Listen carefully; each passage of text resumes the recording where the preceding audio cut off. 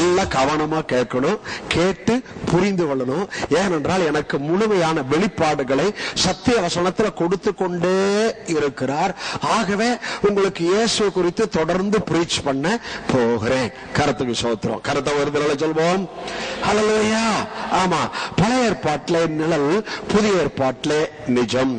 பழைய ஏற்பாட்டிலே இயேசுவை குறித்த ஒரு தீர்க்க தரிசனம்.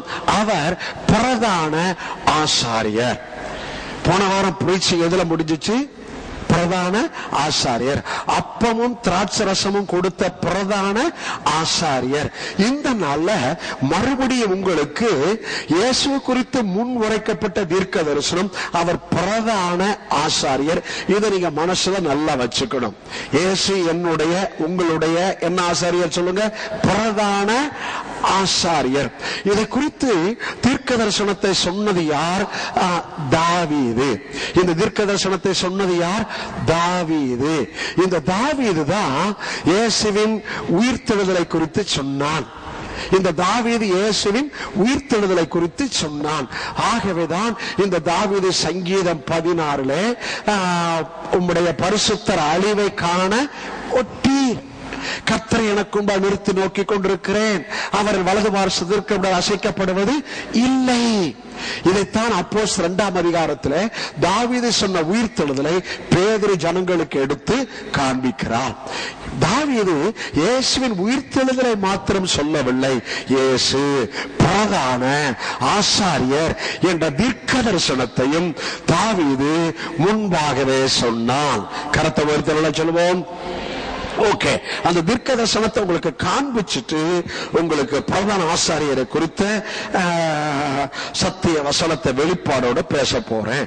தாவீது சொன்ன அந்த தீர்க்க தரிசனம் இயேசுவை குறித்து 110ஆம் சங்கீதம் நான் வாசிக்கிறேன் பாருங்க. 4ஆம் வசனம், நீர் மெல்கிசேதேக்கின் முறைமையின்படி என்றென்றைக்கும் ஆசாரியராய் இருக்கிறீர் என்று கர்த்தர் ஆணையிட்டார், மனம் மாறாமலும் இருப்பார். யாரு சொன்ன சங்கீதம்? 110 தாவீதின் சங்கீதம். இப்ப தாவீது யாரை குறித்து சொல்கிறார்? இயேசுவை குறித்து சொல்லுகிறார். என்ன சொல்ற பாருங்க, நீர், இயேசுவாகிய நீர் மெல்கிசேதேக்கின் முறைமையின்படி என்றென்றைக்கும் ஆசாரியராய் இருக்கிறீர் என்று கர்த்தர் ஆணையிட்டார், அவர் மனம் மாறாமலும் இருப்பார். கர்த்தர் என்ன பண்ணிட்டாரா? ஆணையிட்டுட்டாரா? இயேசுவுக்கு ஒரு ஆணை கொடுத்துட்டாராம். நீர் என்றென்றைக்கும் மெல்கிசேதேக்கின் முறைமையின்படி பிரதான ஆசாரியர் என்று ஆணையிட்டார், அவர் மாற மாட்டார். இது தீர்க்க தரிசனம். இந்த தீர்க்க தரிசனத்தின்படி இயேசு இப்போது பிரதான ஆசாரியர் ஆக வேண்டும். அல்லேலூயா சொல்வோம். ஆணையிட்டார் இல்லையா? அந்த ஆணையின்படி இயேசு இப்போது பிரதான ஆசாரியர் ஆக வேண்டும். சரி, பழைய ஏற்பாட்டில் இயேசு யாருக்கு தன்னை பிரதான ஆசாரியரை வெளிப்படுத்தினார்? மெல்கிசேதேக்கின் முறைமையின்படி ஆபிரகாமுக்கு தன்னை பிரதான ஆசாரியராய் வெளிப்படுத்தினார். போன வாரமே சொன்னேன், மெல்கிசேதேக் என்ற ஆசாரியன், பிரதான ஆசாரியன், ராஜாக்களை முறியடித்து வந்த ஆபிரகாமுக்கு எதிர்கொண்டு போய் அப்பமும் திராட்சரசமும் கொடுத்து ஆபிரகாம் என்ன பண்ணினான்? ஆசீர்வதித்தான். அப்ப தாவீது சொன்ன தீர்க்க தரிசனம் அங்க ஆபிரகாமை ஆசீர்வதித்த போதே, ஆபிரகாமுக்கு அப்பமும் திராட்சரசம் கொடுத்து ஆசீர்வதித்த போதே அங்க நிழலாக இயேசுவை பிரதான ஆசாரியராய் நாம் பார்க்கிறோம்.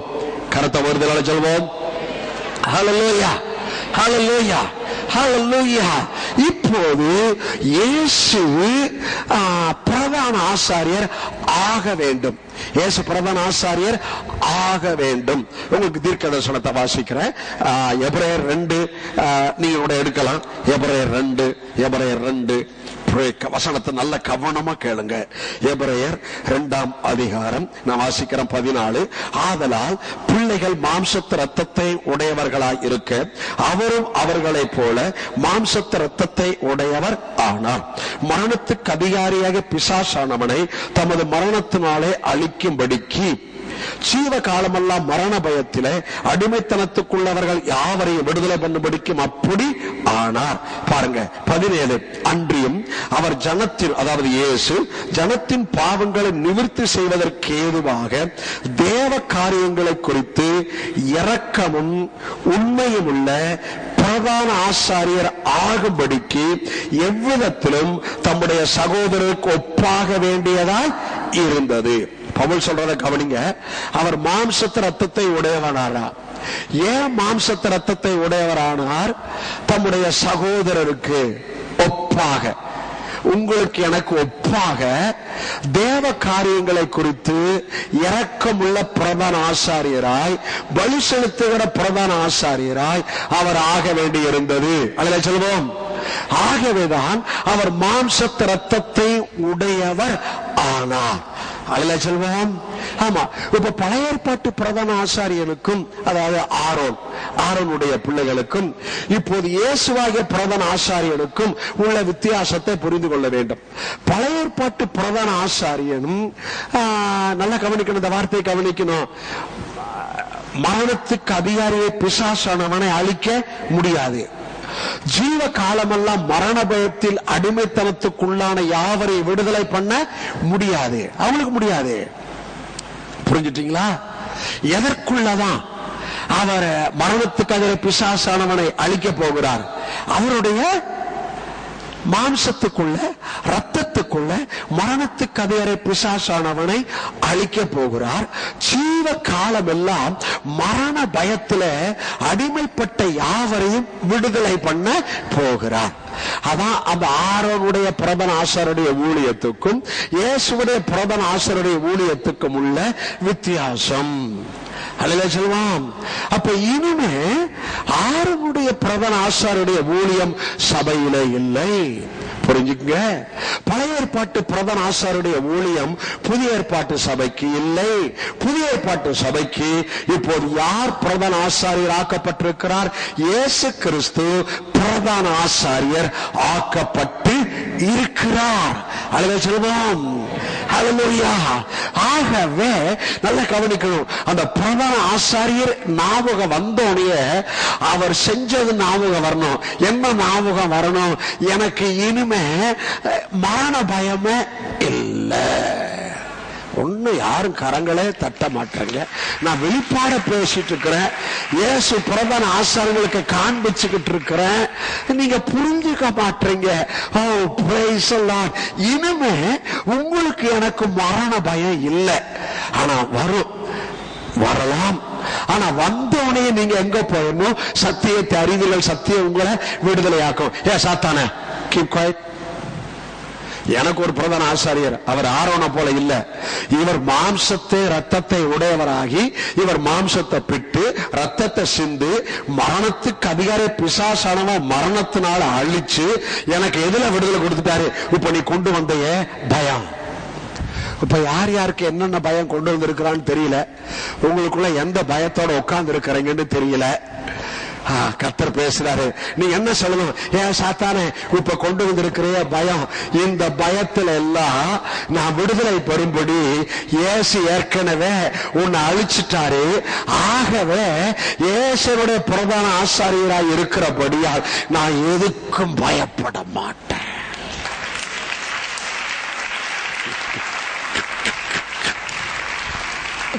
எதுக்கு பயப்பட? எங்க தாவீதே சொல்றாரு, மரண இருளின் பள்ளத்தாக்கில் நடந்தாலும் பொல்லாப்புக்கு பயப்படேன், தேவரீர் என்னோடு கூட இருக்கிறீர். தாவீது சொல்றாரு, துர்ச்செய்தியை கேட்கிறதுனால் நீதிமானுடைய உள்ளம் அசையாது, கர்த்தரை நம்பி ஸ்ட்ராங்கா இருப்பாராம். நீங்களும் நானும் யார் நம்பி ஸ்ட்ராங்கா இருக்கணும்? நம்முடைய பிரதான ஆசாரியர் இயேசுவை நம்பி.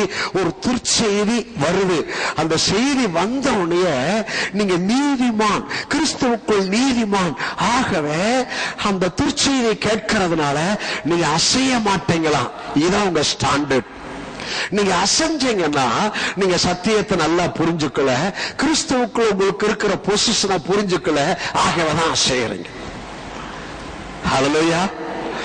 துர்ச்செய்தியை கேட்பதனால் நீதிமானுடைய உள்ளம் அசையாது, கர்த்தரை கர்த்தரை நம்பி அவன் எந்த மனசோட இருப்பானா, எங்க ஸ்ட்ராங்கா இருப்பானா, இங்க.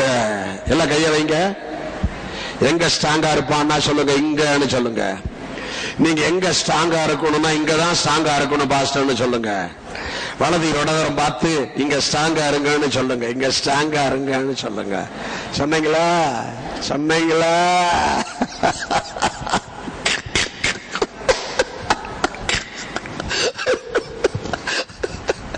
இங்க ஸ்ட்ராங்கா இருக்க பிரதர்.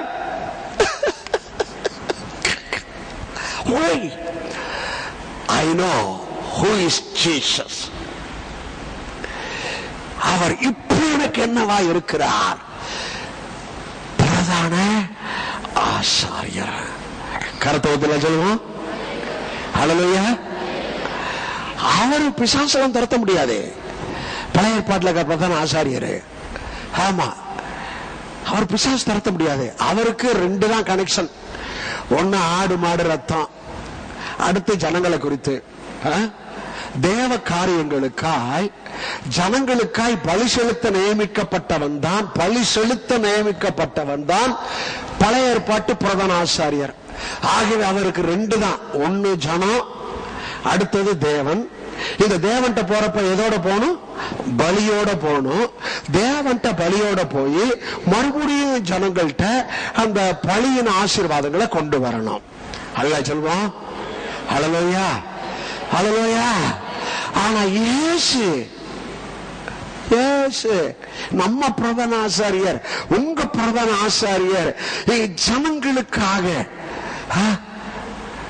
சகல உலகத்தின் ஜனங்களுக்காய், அவருக்கு முன்னாலே இருந்த ஜனம், அவர் மரித்த பிற்பாடு இருந்த ஜனம், உலகம் இருக்கிற ஜனங்களுக்காய் ஒரே தரம் நித்திய பிரதான ஆசாரியராய் காளை வெள்ளாட்டுக்கடை ரத்தத்தோடு அல்ல, அவங்க காளை வெள்ளாட்டுக்கடை ரத்தத்தோட உள்ள பிரவேசிப்பாங்க. இவரோ தம்முடைய சுய ரத்தத்தினாலே, சொந்த ரத்தத்தினாலே ஒரே தரம் மகா பரிசுத்த ஸ்தலத்திலே கொண்டு போனார். எதுக்கு போனாரா? நன்மையை கொண்டு வரும்படி. ஆகவேதான் வாசிக்கிறோம், வரப்போகிற நன்மைகளுக்குரிய பிரதான ஆசாரியராய் அவர் காளை வெள்ளாட்டுக்கடை ரத்தத்தோட போனாரு. ஆகவே அவர் நன்மையை கொண்டு வரல. ஆனா இயேசு ஒரே தரம் உங்களுக்காய் எனக்காய் நித்திய பிரதான ஆசாரியராய் தேவனுடைய ஆணையோடு மாறாத பிரதான ஆசாரியருடைய ஊழியத்தை பெற்றவராய் ஒரே தரம் நன்மையை கொண்டு வரும்படி, உங்களுக்கு எனக்கு நன்மையை கொண்டு வரும்படி தன்னுடைய ரத்தத்தோடு அவர் அங்கே பிரவேசித்தபடியால் உங்களுக்கு என்ன உண்டு பண்ணி விட்டார்? நித்திய மீட்பை உண்டு பண்ணி விட்டார். கருத்துவத்தில் சொல்லுவோம். ஹல்லேலூயா, ஹல்லேலூயா. ஆமா, நல்ல கவனிங்க. எதை கொண்டு வரேன்னு கேட்பேன், நன்மையை கொண்டு வரேன்னு சொல்லணும். எதை கொண்டு வர? எதை கொண்டு வர? சரி, இயேசு குறித்து இப்ப சொல்றேன் ஒரு வார்த்தை. தேவன் தம்முடைய குமாரனை பரிசுத்த ஆவியினால் வல்லமையினால் அபிஷேகம் பண்ணினார். தேவன் அவருடனே கூட இருந்தபடியால் நன்மை செய்கிறவராய். அப்ப இயேசு என்னதான் செய்கிறவராய் இருந்தார்? நன்மை செய்கிறவராய். கரத்தை சொல்வோம். ஹல்லேலூயா, ஹல்லேலூயா, ஹல்லேலூயா. சரி, தீமை செய்வர்களுக்கு நன்மை செய்யுங்கன்னு சொன்னாரா? சொன்னார். அப்ப உங்களுக்கு நன்மை செய்வாரா? உங்களுக்கு எனக்குமே, உங்களுக்கு தீமை செய்வாரா? உங்களுக்கு எனக்குமே சொன்னாரு. யாராவது தீமை பண்ணா நன்மை பண்ணுப்பா அப்படின்னாரு. அப்ப பிள்ளைகளுக்கு இயேசு தீமை பண்ணுவாரா? மேல இருக்கிற பிரதான ஆசாரியர் பிள்ளைகளுக்கு தீமை பண்ணுவாரா? உங்களுக்கு தீமை பண்ணுவாரா? பொய்யன், பொய்க்கு பிதா. இது இயேசுதான்ப்பா உனக்கு அனுமதிச்சாரு, இது இயேசுவிடத்துல வந்துச்சுப்பா அப்படின்னு சொல்லி சில காரியம் வரும்போது சாத்தான் சொல்லுவான், கேட்காதீங்க. நீங்க உடனே சொல்லணும், சத்துருவ நீ சும்மா இரு, என் இயேசு எனக்கு நன்மை செய்கிறவர், நன்மையை பெற்றுக்கொள்ளும்படி அவர் ரத்தத்தோட பிரவேசித்துட்டாரு. எபிரேயர் 12 அட்டென்ஷன் எல்லாம் பார்த்தீங்களா? நன்மைகளை பேசுகிற இயேசுவின் ரத்தத்துக்கு நீங்களும் நானும் வந்து சேர்ந்தோம். உங்களுக்கு எனக்கு இன்னைக்கு வரைக்கும் இயேசு இடத்தை என்னதான் பேசிட்டு இருக்கு? நன்மையை தான் பேசிட்டு இருக்கு. அப்ப நீங்கள் எதை தான் பேசணும்? எதைத்தான் எதிர்பார்க்கணும்? எதைத்தான் பேசணும்? நன்மை. எதைத்தான் எதிர்பார்க்கணும்? எங்க பிரதான ஆசாரியர் கரத்தை உயர்த்தி ஹல்லேலூயா. நல்லா புரிஞ்சுக்குங்க, இயேசு குறித்து என் பிரசங்கம். அப்ப இயேசு குறித்து யார் தீர்க்கதரிசனம் சொன்னது? தாவீது. சங்கீதம் 110. தேவன் ஆணையிட்டாராம், என்றென்றும் மாறி போகாத மெல்கிசேதேக்கின் முறைமையின்படி ஆசாரியர் என்று ஆணையிட்டார். அதில சொல்வோம், அந்த ஆணைக்குள்ளே அவர் பிரதான ஆசாரியர் ஆவதற்கு மாம்ச ரத்தத்தை உடையவர் ஆனார். எவ்விதத்திலும் தேவ காரியங்களை குறித்து இரக்கமுள்ள ஆசாரியன் ஆகும்படி உங்களை போல என்னை போல மாம்ச ரத்தத்தை உடையவர் ஆனார். இப்ப ப்ராபசி வேலை செய்து பாருங்க. என்ன ப்ராபசின்னு கேட்பேன். பிரதான ஆசாரியருடைய ப்ராபசி. என்ன ப்ராபசி? யாரு குறித்து சொல்லப்பட்டது? இயேசு குறித்து சொல்லப்பட்டது. என்னவாய் சொல்லப்பட்டது? மெல்கிசேதேக்கின் முறைமையின்படி என்றென்றைக்கும் ஆசாரியர் என்று ஆணையிட்டு சொல்லப்பட்டது. அப்படியே இப்போது புதிய ஏற்பாட்டில் இயேசு அந்த தீர்க்கதரிசன ஊழியத்தை நிறைவேற்ற, அந்த மகாபிரதான ஆசாரியருடைய ஊழியத்தை நிறைவேற்ற அவர் மாம்சத்தின் ரத்தத்தில் வெளிப்பட்டதை உங்களுக்கு விளக்கி காமிச்சேன். புரிஞ்சுட்டீங்களா? புரிஞ்சுட்டீங்களா? புரிஞ்சுக்கிட்டீங்களா? கரத்தை உயர்த்தி எல்லாம் சொல்லுவோம். ஹல்லேலூயா, ஹல்லேலூயா, ஹல்லேலூயா. ஓ பிரைஸ் தி லார்ட். இன்னொரு வசனம் காமிக்கிறேன். எபிரேயர் எல்லாம் எடுங்க. எபிரேயர். Praise the Lord.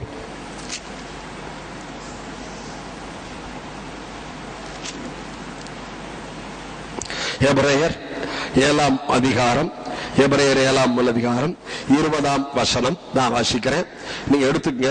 அன்றியும் அவர்கள் ஆணை இல்லாமல் ஆசாரியர் ஆக்கப்படுகிறார்கள். இவரோ நீர் மெல்கிசேதேக்கின் முறைமையின்படி என்றென்றைக்கும் ஆசாரியராய் இருக்கிறீர் என்று கர்த்தர் ஆணையிட்டார். மனமாறாமலும் இருப்பார் என்று தம்முடனே சொன்னவராலே ஆணையோட ஆசாரியர் ஆனார். பழைய ஏற்பாட்டில் மோசே ஆசாரியர்களை அபிஷேகம் செய்தார். ஆனா அப்படி ஆசாரியர் என்ற அபிஷேகம் பண்ணப்பட்ட போது தேவன் ஆணையிடல. எப்பா ஆரோன் உன்னையும் உன்னுடைய பிள்ளைகளையும் நான் ஆசாரியனா அபிஷேகம் பண்ணிட்டு என்ன செய்யல? ஆணையிடல. அவர்கள் ஆணை இல்லாமல் ஆசாரியர் ஆக்கப்பட்டார்கள்.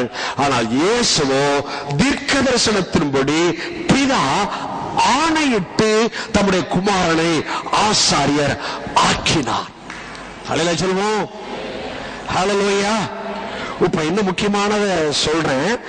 ஆனதால் 21 இயேசுவானவர் ஆணையின்படியே ஆசாரியர் ஆக்கப்பட்டது எவ்வளவு விசேஷித்த காரியமோ அவ்வளவு விசேஷித்த உடன்படிக்கைக்கு பிணையாளி ஆனார்.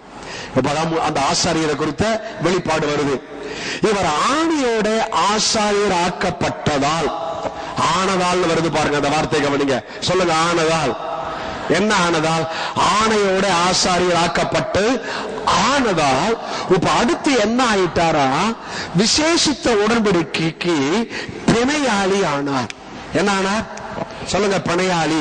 பிணையாளினா என்ன தெரியும்? பிணையாளின்னு என்ன அர்த்தம் தெரியுமா? கேரண்டி கையெழுத்து போடுறதா பிணையாளி. என்ன கையெழுத்து போடுறது?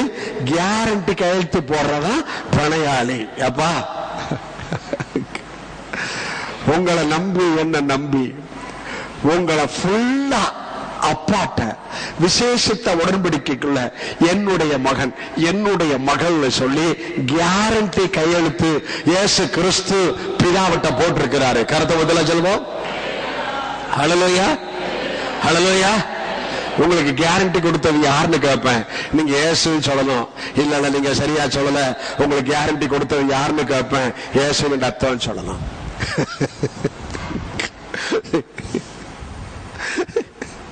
ஐயா, விசேஷித்த உடன்படிக்கைக்கு பிணையாளியானார். என்ன உடன்படிக்கை? விசேஷித்த உடன்படிக்கை. நல்லா கவனிங்க. அங்க ஆரோன், இங்க இயேசு கிறிஸ்து.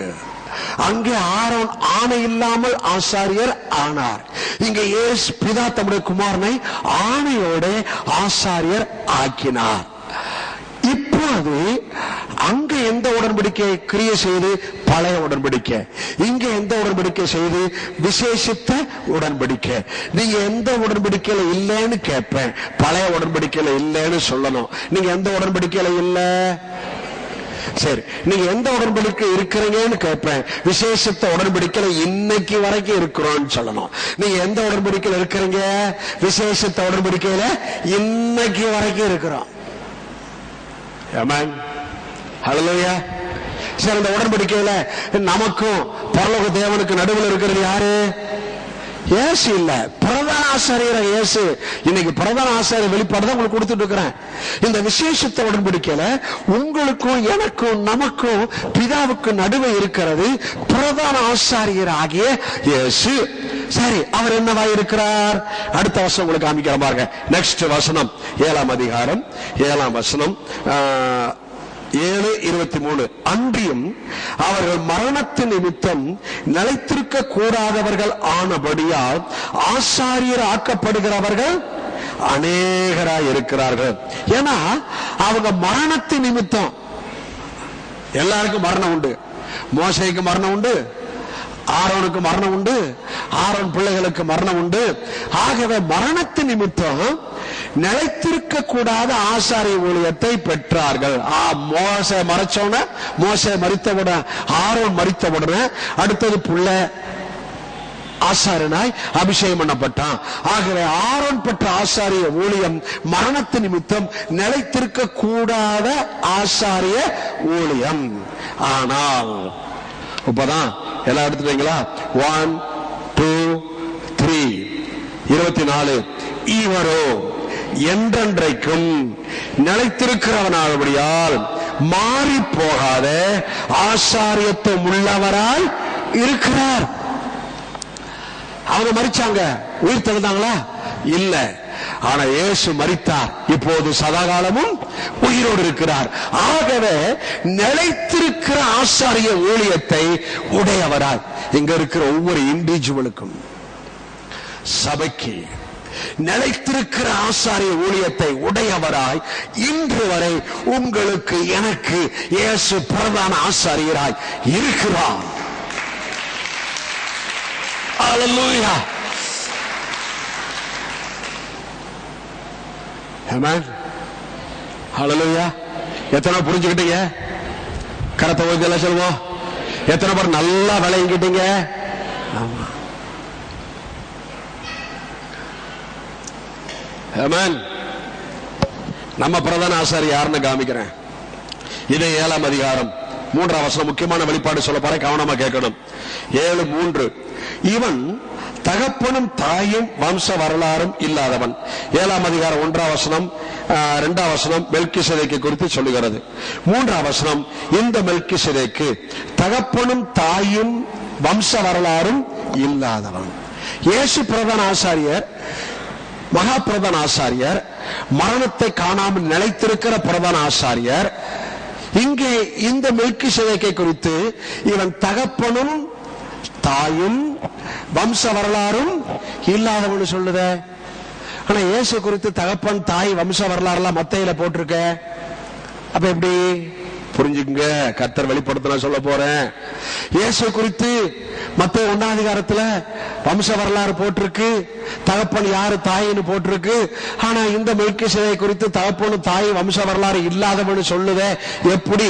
கவனமா கேளுங்க. இங்க எல்லாம் இங்க டிஸ்டர்பன்ஸ். ஏமாமா கவனமா கேளுவாங்க. கவனம் முக்கியமான சொல்ல போறேன். கரத்தவத்துல சொல்லுவோம், நல்லா கவனிங்க. இயேசுவுக்கு இந்த பூமியில யோசேப்பும் மரியாளும் எழுத்தின்படியான தகப்பனும் தாயும் இல்லை. நல்லா கவனிங்க. இயேசுவுக்கு மரியாளும் யோசேப்பும் எழுத்தின்படியான தகப்பனும் தாயும் இல்லை. ஏன்? பிள்ளை எப்படி பிறக்குது? ரத்தத்துல பிறக்குது, மாம்சத்துல பிறக்குது. இவர் எப்படி பிறந்தார்? இவர் மாம்சத்துல பிறக்கல, ரத்தத்துல பிறக்கல, தேவ சித்தத்தினாலே பிறந்தார். கரத்தோதல சொல்லுவோம். இவர் மாம்சத்துல பிறக்கல, ரத்தத்துல பிறக்கல, தேவ சித்தத்தினாலே பிறந்தார். ஒன்று. இரண்டாவது, யோசேப்பு இப்போது குழப்பத்தில் இருக்கிறான். யோசேப்பு குழப்பத்தில் இருக்கும்போது தேவதூதன் வந்து பரிசுத்த ஆவியானவரால் உண்டானது, சந்தேகப்படாத அப்படின்னு சொல்லிட்டான். தேவதூதன் போயிட்டான். இவன் எழுந்து மரியாள் தன் முதற் பேரான இயேசுவை பெருமளவும் யோசேப்பு மரியாளை அறியாதிருந்தான். ஹல்லேலூயா. மூன்றாவது சொல்றேன், இயேசு எதுக்குள்ள பிறந்தார்? பரிசுத்த ஆவியினாலே பிறந்தார். ஹல்லேலூயா சொல்லுவோம். அப்ப இயேசுவுக்கு இந்த பூமியில தகப்பனும் தாயும் இல்ல. உங்களுக்கு தகப்பனும் தாயும் இருக்கிறாங்க. ஏன்னா மாம்சத்துல பிறந்தோம், ரத்தத்துல பிறந்தோம். இயேசு மாம்சத்துல ரத்தத்துல பிறக்கல, புருஷனை அறிந்து பிறக்கல, தேவ சித்தத்தாலே பிறந்தார், பரிசுத்த ஆவியிலே பிறந்தார். இன்னொரு வெளிப்பாடு சொல்றேன். அதனாலதான் இயேசுட்ட ஒருத்தவங்க வந்தாங்க, உங்க தகப்பனும் தாயும் குடும்பத்தாரெல்லாம் வெளியே இருக்கிறாங்க அப்படின்னு சொன்ன போது அதை அவர் ஏற்றுக்கொள்ளல. சொன்னாரு, என் தகப்பன் யார், என் தாய் யார், என் சகோதரன் யார், என் சகோதரி யார்? பிதாவின் சுத்தம் செய்கிறவனே என்னுடைய தகப்பனும் தாயும் அல்லாமல் வேறு யார் என்னுடைய தகப்பன் தாயி அல்ல. அல்ல சொல்லுவோம். இவங்க எழுத்தின்படிதான் பார்த்தாங்க. ஆனா இயேசு தன்னை ஆவியின்படி என்ன என்று அறிந்திருந்தார். எத்தனை பேர் புரிஞ்சுக்கிட்டீங்க? எத்தனை பேர் நல்லா புரிஞ்சுக்கிட்டீங்க? கரத்தை உயர்த்தி எல்லாம் சொல்லுவோம். ஆனால் யூதர்கள் இயேசுவை எப்படி பார்த்தாங்க? எழுத்தின்படியா பார்த்தாங்க. அதான் ஆசிரியத்தூர்ல இருக்கவங்கள இயேசுவை எப்படி பார்த்தாங்க? எழுத்தின்படி பார்த்தாங்க. அதனாலதான் சொன்னாங்க, யோசேப்பின் குமாரன், தச்சன் யோசேப்பின் குமாரன், இவங்க சகோதரர்கள்லாம் நமக்கு தெரியுமே.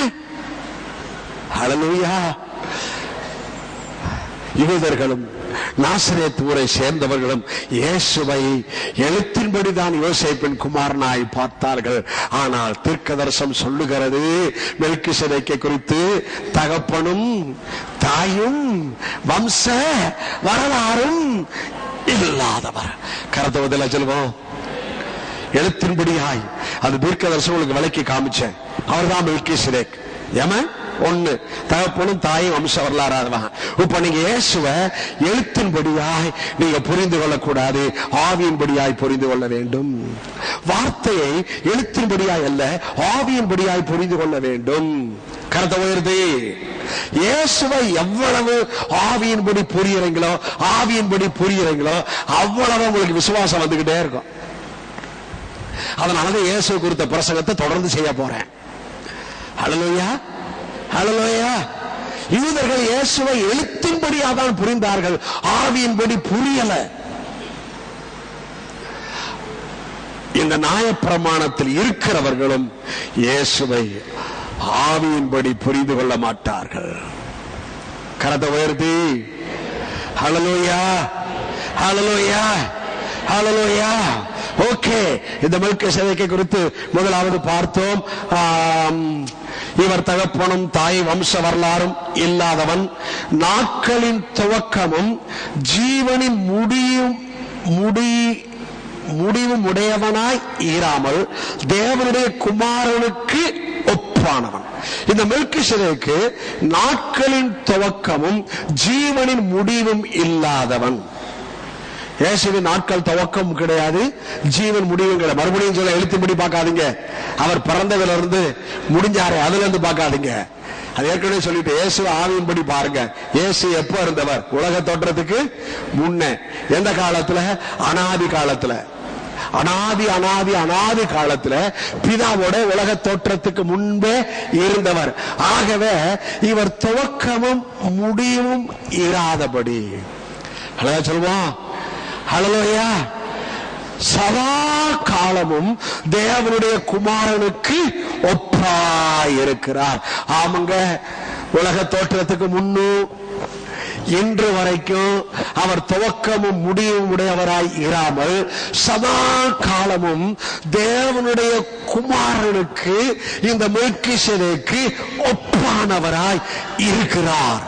அதை சொல்லுவோம். இந்த மெல்கிசேதேக்கு யாருக்கு ஒப்பானவர்னு கேட்பேன். நீங்க தேவனுடைய குமாரனுக்கு ஒப்பானவர்னு சொல்லணும். இந்த மெல்கிசேதேக்கு யாருக்கு ஒப்பானவர்? தேவனுடைய குமாரனுக்கு. அப்ப தேவனுடைய குமாரன் யார்? இயேசு கிறிஸ்து. அல்லேலூயா சொல்வோம். ஹல்லேலூயா, ஹல்லேலூயா. நல்ல கவனிங்க. இந்த உலகத்தில் இயேசு இருந்தபோது இன்னொரு வெளிப்பாடு சொல்ல முடியாதுட்டேன், இப்ப வருது. இந்த உலகத்தில் இயேசு இருந்தபோது 2 காரியத்தை அறிந்திருந்தார். அவர் நான் யோசேப்புக்கும் மரியாளுக்கும் பிள்ளை இல்லை என்பது அவருக்கு நல்லா தெரியும். அதனாலதான் சொன்னார், மனுஷகுமாரனாகி என்னை ஜனங்கள் யார் என்று சொல்லுகிறார்கள். எல்லாம் சொன்னார். பேதுரு சொன்னார், நீ தேவனுடைய குமாரனாகிய கிறிஸ்து. ஆகவே இயேசுவுக்கு 2 தெரியும், நான் மனுஷகுமாரன், தேவகுமாரன். அவளை சொல்லுவோம். எத்தனை நான் சொன்னதை புரிஞ்சுக்கிட்டீங்க? கருத்தை பத்தில சொல்லுவோம். இப்ப நல்லா விளைவிக்குவேன். இந்த மெல்கிசேதேக்கு துவக்கமும் முடிவும் இராதவனாய் தேவனுடைய குமாரனுக்கு ஒப்பானவனாய். மெல்கிசேதேக்கு தான் தேவகுமாரன், தேவகுமாரன் தான் மெல்கிசேதேக்கு. கருத்தை பத்தில சொல்லுவோம். ஹல்லேலூயா.